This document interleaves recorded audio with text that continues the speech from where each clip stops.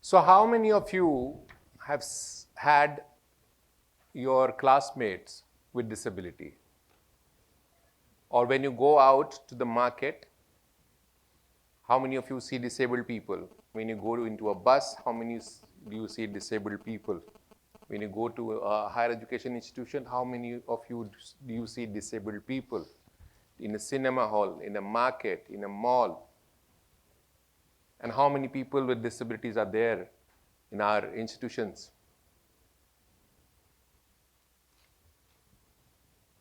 And why don't we see disabled people? Is there a very handful of disabled people in the world? The World Health Organization says that 1.6 billion people in the world has some form of disability. To put some sense to that figure, that means every sixth person in this world has some form of disability. And that's a sizable number, isn't it? So disability is not rare, and disability is not only something like me that is on a wheelchair, or a person who has a visible disability. There is disabilities which is invisible. There are disabilities which is cognitive, sensory, locomotor, and so on. And it cuts across. Disability doesn't happen to a particular gender, a particular state, a particular country, a particular religion, or a class of people, or an economic strata. It cuts across. You'll find disabled people in the richest families in the world, and the poorest of the poor people in the world, in the poorest of the poor country in the world, or the most developed country in the world, you'll find disability there. Yet, you don't see them in our everyday life. And what do you think is the problem? The problem is deliberate, and the problem is a design flaw. We don't design thinking of people with disability. We design for the majority of people. And when we design for majority of people, we leave behind 1.6 billion or more people in the world out of the system. And they become invisible. I have dropped out of school twice.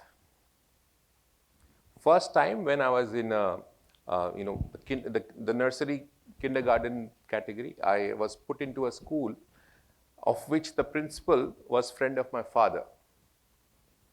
And I have disability by birth. I have a condition called cerebral palsy.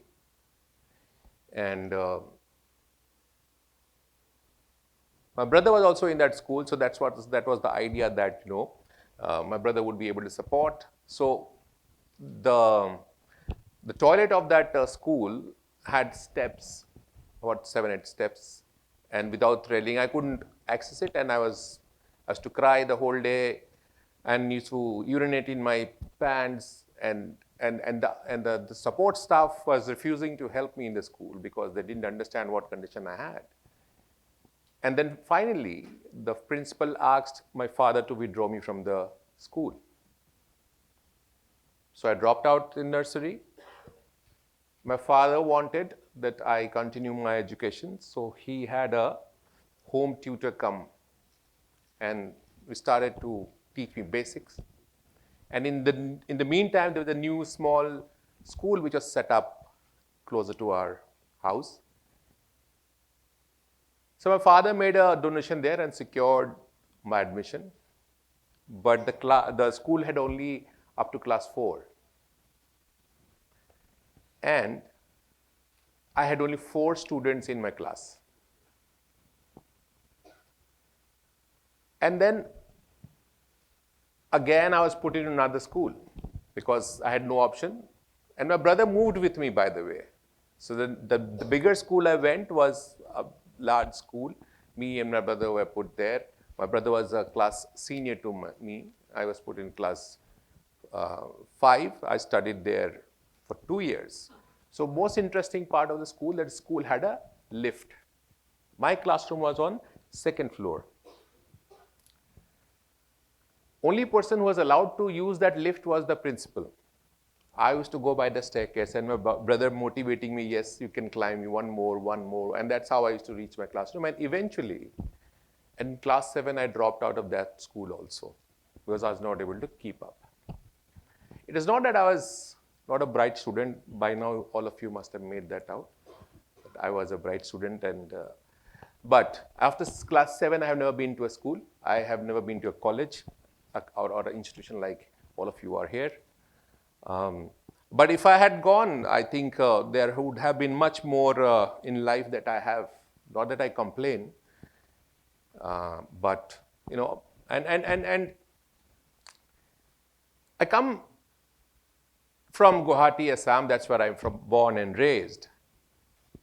And this design flaw continues, not only in terms of a physical infrastructure, also in the way we look at disability, in the way we understand disability. Back in 2017, I went for a movie in Guwahati, one of the popular cinema with my niece and nephews. And this was an era when we used to play the national anthem before the movie started. And when the national anthem was playing, I sang the national anthem sitting. Somebody called me a Pakistani from behind, thinking because I'm not standing when the national anthem was being played. Well, I then wrote to the Honorable Chief Justice of India, and I told and requested the Honorable Chief Justice of India that they should not make playing the national anthem mandatory in a cinema hall, because there's such acute lack of awareness about disability and the condition of people who are not able to stand. And that's how it was stopped. We are not able to enable people with disability to participate on an equal basis with others. And you become an object of charity, an afterthought, and only a cost. And what do we do with the cost? Every day we look at how can we cut the cost? How do we minimize the cost? And when you minimize the cost, you further exclude, and the burden is on people with disability. The answer lies only in universal design, whether it is accessibility, whether it is education, whether it is transport system, whether it is workplaces, public places, private housing, anything that we talk about, whether it is an app, whether it is a website, a product, a service, if you don't design, keeping in mind people with disability, keeping in mind elderly people, we will always leave people out of the system. But this will not happen without investment. And disability cannot remain a welfare issue. It can become a development priority for India, and to India to truly become inclusive. Let's say we need 50,000 crore investment that would make sure that we remove barriers, whether it is physical infrastructure barrier, information barrier, or attitudinal barrier. And this nation building, India has always benefited today. Look at the large scale investment in highways that we have. Look at airport connectivities. Look at railways. Look at transport system. Look at e-buses and so on. So I think if we remove barriers, persons with disability can enter into labor market, livelihood, contribute to the GDP, and become a part of the society in the true sense of it. Today, because we refuse to invest in disability, we settle for tokenism. The state like Nagaland, the state like Mizoram, disabled person gets a pension of rupees 500 per month. What does it get you? You come to a bigger city, it becomes 5,000 rupees per month. And not all disabled people, only a handful. And this cost doesn't help anybody, and this cost of exclusion is very expensive. But when you design for everyone, it pays itself. So if disability is part of investment, it first has to become part of representation, because decisions about financial democracy, priorities, and development are made in political spaces. And if disabled people do not have a seat on the table, disability stays missing from the conversation.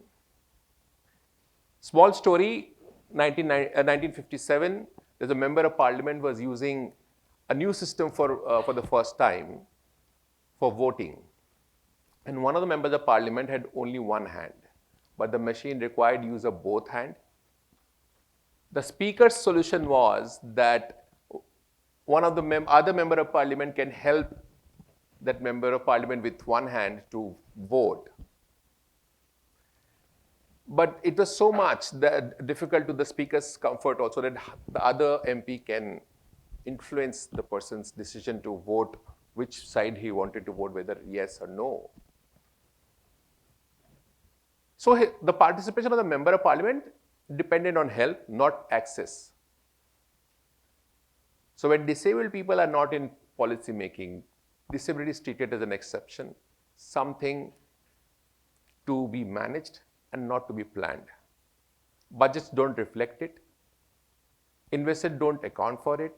But if you want disability to be a part of development, disabled people need to be part of the discussion right from the drawing board.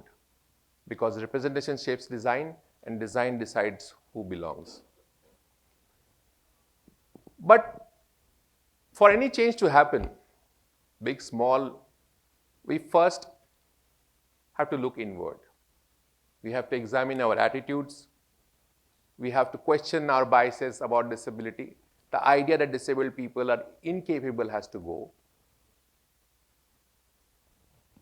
So there would be someone, always looking for me, the idea has to go. Today, I travel the world. I've traveled more than 20 countries and I travel alone. Even to your institute here, I've come here alone. I come from a family with, we have 6 brothers. Despite the fact I dropped out of class 7, any advice that the brothers need, I will be the first person they call out. And it's not limited to brothers. It's limited to my friends, my colleagues, and everyone. Yet, and also one more thing I would like to add, that if you look up the internet, the top disability rights advocate in India, my name would figure out in top 3. Yet on an everyday basis, I face discrimination, whether it is accessibility, whether it is about me, if you wanted to buy a service or a product, whether trying to use a public transport, want to go to a particular restaurant of my choice, or education system, employment, anything that you want. It is so exclusionary that I have to prove that I have a disability, and then I have to prove that with my disability, I'm also able to participate on an equal level. So, disability needs a hard talk. And I think people with disability themselves have to take control. I think it's time that disabled people don't look at themselves as a beneficiary, but play a role of a leader. And this hard talk, I think, starts with ourselves and then with our friends and family members and our co-workers and peers and the society at large. And we must claim our rightful space and speak up for it. We cannot remain an afterthought. And I would like to end here that, that the future does not require extraordinary effort. With technology, it simply requires us to believe that everybody is valuable and that design our system, our policies and attitudes accordingly. Again, another story I would like to, a very famous story, in fact, of Isaac Newton. And he was very fond of his cat. And the cat, he had a hole in his door in the lab, the big one for the cat, for the cat to move. And one day he saw that the cat had a kitten, so he made a smaller hole in the door. And later noticed that both the cats actually used the bigger hole and not the smaller hole for the kitten. So if you design something for everybody, you don't make different doors for different people, or just make one big door that everybody can use. So there is no need to make special arrangements or separate solutions. You just need to design better, design for all, and disability works the same way. Inclusion isn't complicated. You have to stop designing different thing for different people, different product for different needs. We need to look at the world as a consumer, and the world is so diverse, and India is so diverse. India holds the highest number of disabled people in the world. The most number of disabled people in one country is in India. So if we get it right, India doesn't become more, it has to become more inclusive, it has to be better designed for everybody, and 60% of India is yet to be built in terms of infrastructure. So I would like to end here with everybody. So thank you so much for kind of giving this opportunity, and let's ensure that when we design is a bridge between humankind, and it's like you cross over to access whatever you want. So ensure that before you close that bridge or end that bridge, everybody has reached the other bank. Thank you so much.